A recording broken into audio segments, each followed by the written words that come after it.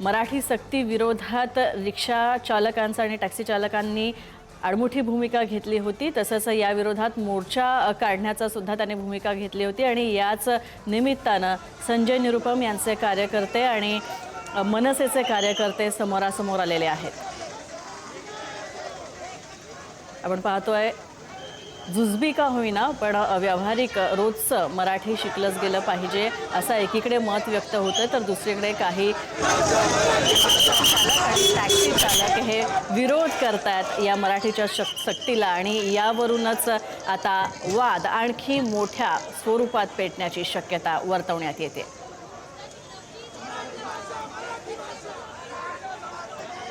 आपण पाहतोय मनसेनं सुद्धा एक वेगळी भूमिका घेतलेली आहे। मनसेने एक आग्रही भूमिका घेतलेली आहे। मराठी हे आलंच पाहिजे, नाहीतर इथनं जावं असं सुद्धा एक मतप्रवाह आहे। तर दुसरीकडे दहिसरमध्ये शिवसेना आणि मनसे ही आमने सामने आलेली आहे।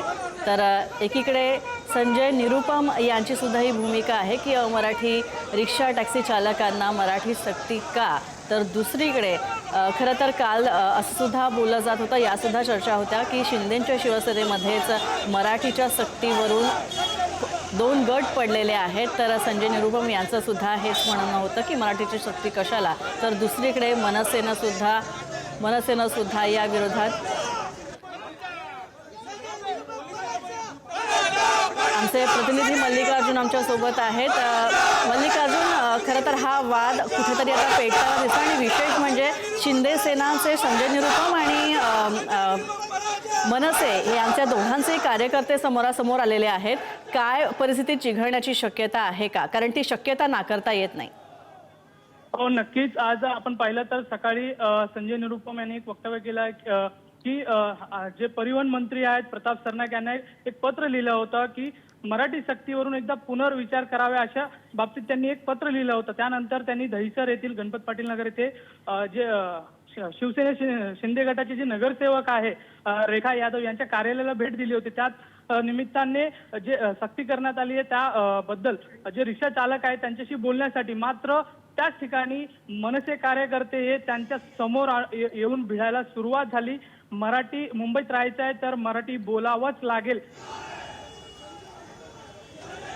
हमने प्रारंभ से ये भूमिका ली है, हमारी पार्टी की भूमिका है, हमारी पार्टी के मुख्य नेता श्री एकनाथ शिंदे जी की भूमिका है कि महाराष्ट्र में जो लोग रहते हैं उनको मराठी में फायदा असा आहे।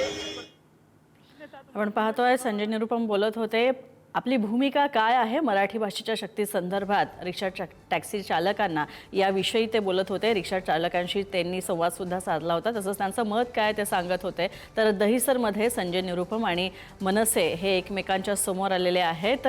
संजय निरुपम यांच्या वाहनावर दगडफेक सुद्धा झाल्याची माहिती मिळते। शिवसेना मनसे आता आमने सामने आल्यानंतर आपण पाहिलं तर माझ्या मागे पाहू शकतात की शिंदे गटाचे जे नेते आहेत ते संजय निरुपम इथे आल्यानंतर आणि त्यांच्या समोर मनसेचे कार्यकर्ते देखील आता मोठ्या प्रमाणात जमा झालेले आहे। आपण पाहू शकतात की दोन आमने सामने आता घोषणाबाजी सुरू झालेली आहे, ज्यामध्ये एकीकडे मनसे घोषणाबाजी करते तर दुसरीकडे शिवसेना शिंदे गटाचे कार्यकर्ते ही घोषणाबाजी सुरू करायला सुरुवात झालेली आहे। मात्र आपण पाहिलं तर संजय निरुपम यांची जी गाडी आहे त्या गाडीची हवा देखील आता काढण्यात आलेली आहे। आपण पाहू शकतात की संजय निरुपम यांची गाडी जी आहे त्याची गाडीची जी टायरची पूर्ण हवा आहे ती आता मनसेकडून काढण्यात आलेली आहे। आपण पाहिलं तर जे संजय निरुपम आहेत त्यांची ही गाडी आहे, त्यांचे ड्रायव्हर आहेत। गाडीची हवा काढण्यात आलेली, काय सांगाल? थांबा 2 मिनिटं, मी सांगतो आता। गाडीची हवा काढण्यात आलेली आहे मनसेकडून, आता काय सांगाल? काय सांगणार, काय ते लोक आहेत, त्यांची मानसिकता ते आहे, तेच करणार ना ते लोक। पण आता आपण पाहिलं तर पूर्ण हवा काढलेली आहे, कसं जाणार आहे गाडी? भरू त्या, आमच्याकडे मशीन आहे, सगळे आहे आमच्याकडे। आपण पाहिलं तर संजय निरुपमची जी गाडी आहे त्याची गाडीची मागची टायरची हवा मनसेकडून काढण्यात आलेली आहे। कसा इथून जातो असा देखील आता जे मनसेचे कार्यकर्ते ते रोष आता व्यक्त करताना दिसून येत आहे की संजय निरुपम इथून कसा निघतो असाही देखील आता प्रश्न उपस्थित महाराष्ट्र नवनिर्माण सेनेकडून करण्यात येत आहे। गाडी अडवण्यात येत आहे। आपण पाहू शकता की मनसेचे जे कार्यकर्ते आहेत ते पूर्णपणे अनेकदा रस्त्यावर गाडी अडवून टाकलेल्या आहेत. त्यामध्ये राडा करायला सुरुवात झालेली आहे मनसेकडून. पोलिसांनी देखील त्यांना अडवण्यात आलेलं आहे.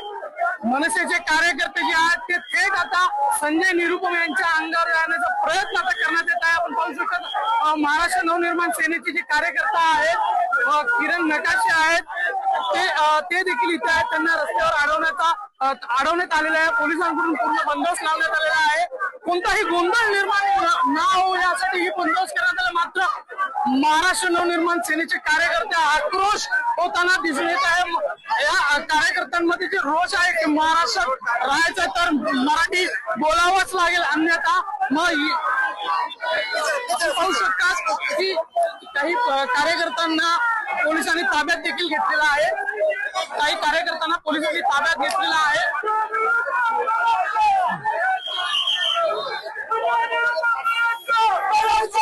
संजय निरुपम परत जायची घोषणाबाजी आता सुरू झालेली आहे. आपण पाहूया संजय निरुपम परत जा याची घोषणाबाजी आता सुरू झालेली आहे महाराष्ट्र नवनिर्माण सेनेकडून.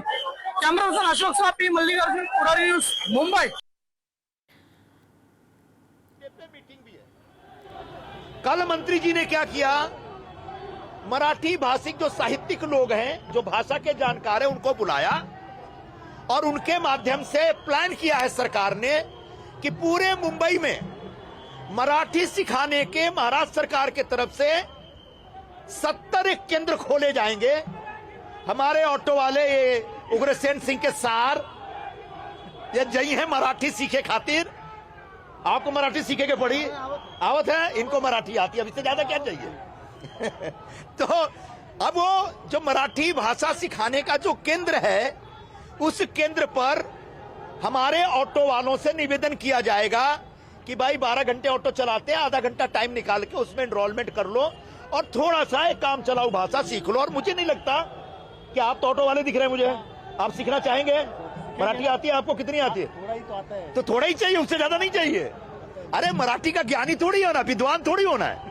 लेकिन जब आप लोगों के बीच जाते हैं, आप पैसेंजर से बात करते हैं, तो इतनी भाषा की समझ होनी चाहिए कि आप कम से कम उस भाषा में उससे बात कर सकें.